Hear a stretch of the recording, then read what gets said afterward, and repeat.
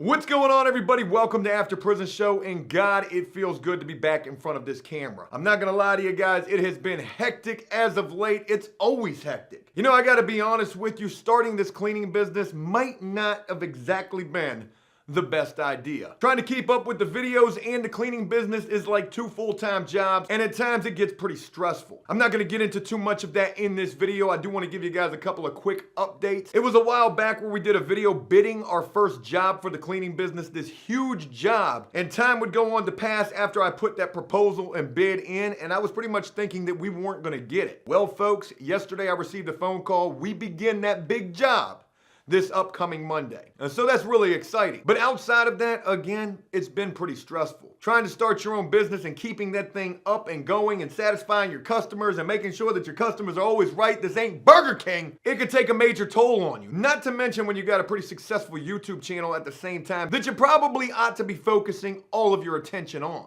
And you know, it's funny, yesterday we were out in the field doing some cleans and we ran across this guy who said that I looked familiar. I said, well, if I do, you might have seen me on YouTube. He said, oh yeah, that's right. I did see you on YouTube. I remember I was watching this video and then your video popped up and I looked at it for a second and then I swiped on to the next one because it wasn't that interesting.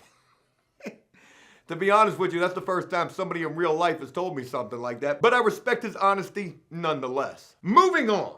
Today, folks, I want to tell you guys some crazy prison-related news stories that I can't even believe. Both stories involve trying to get the contraband over the fence through the visitation, however which way they try to get it in. If there's a will, there's a way, and trust me, folks, people are going to think of anything, as will be made pretty clear with the stories I'll be sharing with you in this video. And hell, one of these stories even involves getting arrested on your release date from prison. Are you kidding me? You know, people already don't stand that great of a chance once getting released from prison. You talk about recidivism. Within the first 3 to 5 years, 65% of people who get released from prison are going to end up right back in there. I myself have been home for a little over 3 years now, so I'm not even out of the woods yet. At any given time, I could fall right back into that statistic. But to get arrested on your release date?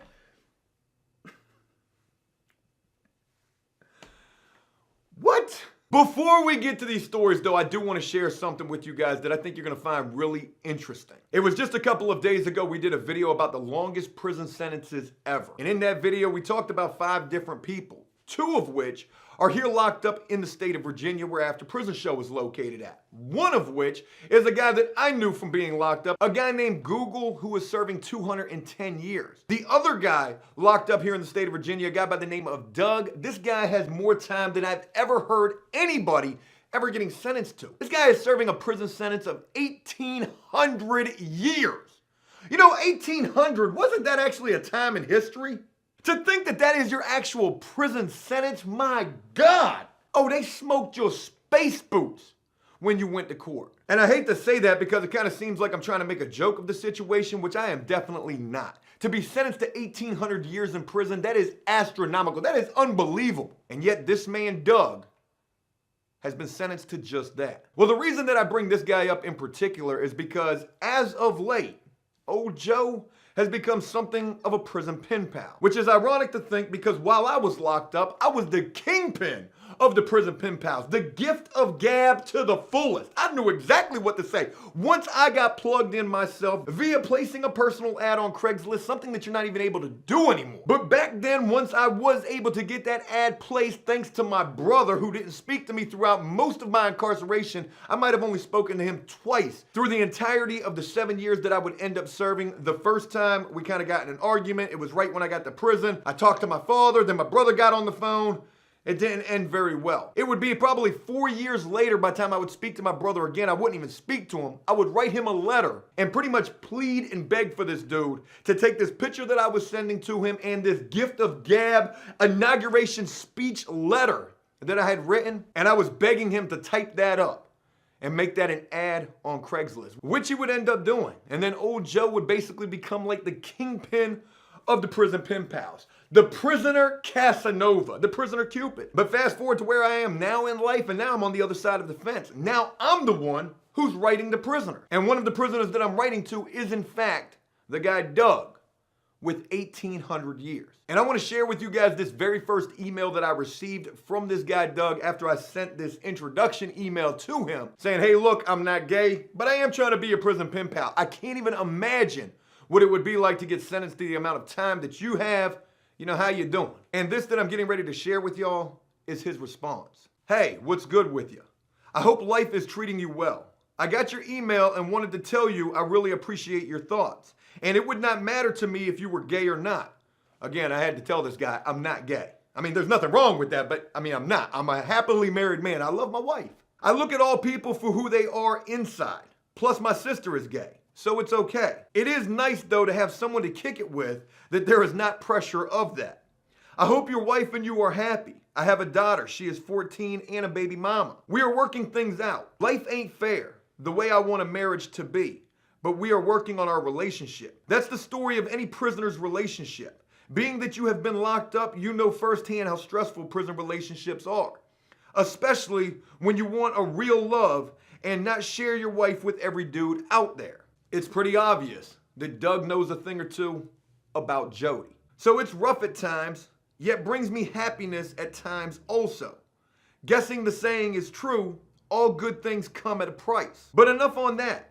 Yes, it is true. I have 3 consecutive life sentences in VA that are 600 years apiece. Also a life sentence in Florida. But I don't count that one because I'll never see it. I mean, can you imagine that? Like, this dude don't even care about the fact that he's got these 4 life sentences altogether because the state of Virginia sentenced him to 3 consecutive life sentences of 600 years apiece. I got caught in Florida on these charges. They expedited me back to Virginia. In 2003, I went up for the death penalty. You know, I can't even imagine what it would be like to go to court and know that that's what you're facing. I took a jury trial and got this amount of time. Life is depressing, but I try to make it the best I can. VA system is super messed up. I draw, tattoo, and make my brew to make money. It puts a few soups in the box. I don't really have family. I was a rape baby. My mom gave me away when I was a babe. I grew up in the foster care system, came to a family. Their son raped me for over a year, got on drugs bad, found my real mother at the age of 14, went back to live with her. She was a messed up person. She and I had a sexual relationship for a while, till she woke up and realized I was her son, kicked me out, and told me she never wanted to speak to me again. You know, if you wonder why people end up in the type of situations that they do sometimes, I mean, look at the stuff that they have been through in their life. Everything that this man just mentioned in this last paragraph that I just shared with you guys is almost too much to even try to imagine. I went in and out of juvenile prison, ran meth for the pagan motorcycle organization since I was 12, then killed a few people, and here I am damaged, broken, yet still ticking. So that's my life in the shortest form I can put it. Still want to kick it? I am an open book. I don't hide anything at all. Some things I would like to change, yet I don't regret anything. Life just dealt me a shitty hand of cards. In life, that's all. But it is what it is. Can't cry over spilt milk. Can you? Even if so, it ain't gonna do any good. I struggle with cutting and depression. I have my days. You know how lonely time gets, so it's refreshing to have someone to speak to. I had one other pen pal, but they stopped writing me, so I don't have anyone else to hear from except my daughter and baby mama. They live in West Virginia. At the end of the day, my daughter is my world. I will do anything I can for her. Do you have kids yourself? Where are you from? I make a few dollars, but to be honest with you, I don't have much. So if it comes a time that I can't get back to you ASAP, it's because money is tight. After being locked up for 16 years, everyone starts to peel out one by one. You should have seen that in the time you were in prison. Yeah, it was after 2 weeks of me being locked up that everybody peeled out. Where did you do your time at? And yeah, I have thought about a book and all that. I told this guy, you know, he should really write a book about his life. Because what he shared with us just in this first part of this email, I'm sure he could probably put together one hell of a book about his life. At the same time, I am short and blunt, so figuring out how to stretch a book out of it is hard to do. As far as my artwork, I have not really thought about it. I told this guy he should consider trying to sell his artwork. Maybe After Prison Show could help him with that. I have never had anyone, anyways, to sell some things if they would sell. And because I am in one of the high-level prisons, I am very, very limited on art supplies. We only get pens, pencils, and paper. No paint, inks, charcoals, real paper, nothing. Everything is homemade. I could draw you up something and send it to you if you would like me to. Let me know what you would like me to do, or if you could send me a pic of something you would like me to do for you, I got you. I have to mail it out though. I could send a pic as well so you could have it to show people if you wanted to show them who the artist was. But I understand you have a life and I'm not ever gonna ask for nothing. That ain't me. I will struggle or go without before I beg someone for help. People know what prison consists of. I explained it once. After that, I can't beg a person for help. I feel too pathetic doing that. So tell me about yourself. I would like to get to know you. So hit me up whenever you would like to. I am not going nowhere. LOL. You don't got to hold your tongue with me. And one thing I ask is that if you ever don't want to kick it anymore, please tell me. I ask for that much respect. I will be cool with that. I know people come and go, so no worries. I will let you go for now. Much respect. Doug. I'm going to share more about this guy, Doug, when I get more emails from him. I actually just emailed him back this morning, even sent him $50. I know time can be difficult. This guy's never going home, and I just wanted to do a nice gesture for him. I told him to put some soups in his locker. And maybe we can get some artwork from this guy and, hear what it's like at this high-level prison that he's at, that he is guaranteed to never be coming home from. So again, I just wanted to share that with you guys. I want to go ahead and move on, though, to these crazy prison news stories that I just ran across, starting first with this story of a person getting arrested on their release date from prison. Folks, this is absolute insanity. I have never heard of anything like this. I'm sure it's happened a time or two in the past, but this is the first time that I'm running across a story like this, and I really want to know what you guys think about this. When you get released from prison, you really got to watch who you got coming to pick you up, because this story is a perfect example of how that can go absolutely horribly wrong. Woman arrested with drugs while picking up inmate from prison. Can you imagine getting released? However much time that you've served, that release date is the best day that you will ever serve in prison. You're going to wake up so happy. You've got your things packed. They've packed you up. They've taken your property. You've given away everything because you ain't taking nothing with you, or at least you're attempting not to. In a lot of cases, they make you take everything with you. I've seen dudes get so mad over the fact that they can't give away their prison TV to their homeboy that they just drop that thing on the concrete boulevard, on the concrete sidewalk outside, drop it, bust it, and then drag it out the gate by the damn cord. But again, it is your release date. You are fresh and clean. You got your prison release attire on, the stuff that don't even fit. They gave you a shirt 2 sizes too small, pants 4 sizes too big. You don't even care. Can't nobody tell you nothing.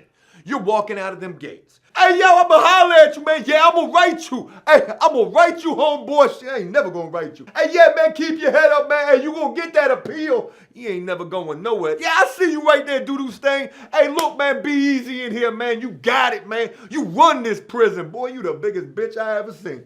Only to be right there facing them gates getting ready to get released. And the guards come up and grab you saying you ain't going nowhere. Release date? Not today. What you mean today my release date? I got my update sheet right here and say today. Today I'm going home.